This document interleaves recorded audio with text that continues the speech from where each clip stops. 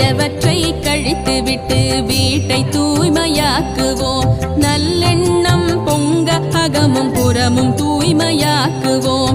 வாழ்விற்கும் வெள்ளையடித்து போகி நெருப்பில் கொளுத்துவோம். வளர்தல் உயர்தல் எழுதல் பொலிதல் நிறைதல் மிகுதல் பொங்கலே. பொங்கலோ பொங்கல் போகி பொங்கலோ